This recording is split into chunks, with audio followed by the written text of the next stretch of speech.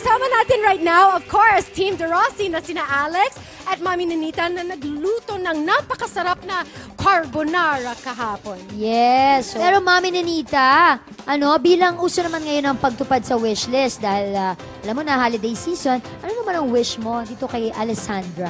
Sana makapag-asawa na siya.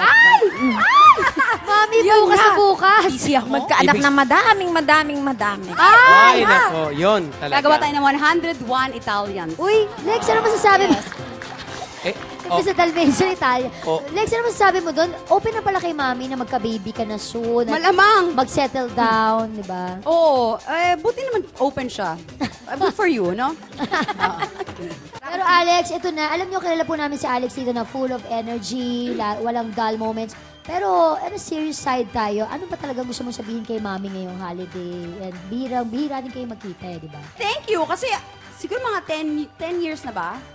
Hindi, 12. Mga 12 years na akong nagpapasko mag-isa. Oo. So, first time ulit na, at least kahit hindi kompleto, may nanay naman ako. Masayang-masaya ako na, I don't know, kasi may Christmas tree naman ako sa bahay pero never nalagyan ng regalo. Tatry ko. Bubuksan ko mamayang Ako gabi. pera na lang kaya, mas madali. Kesa sa regalo. Oo nga naman. Ikaw na lang bumili ng gusto mo.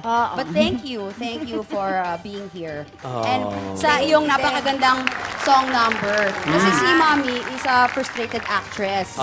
And singer. So ngayon, natupad na yung pangarap niya. Singing Ngayong voice Pasko. nga siya kanina. Merry On Christmas. national TV, di ba, kumanta ka, Mami? Oo, at nag-brown out po, mga kaibigan. Kaya nga sabi nga Alex, ang kanta niya, How Did You Know? Maybe she is be a good singer, ha? She can be a good singer. Oh, How did you know? Who would have thought? How did you know?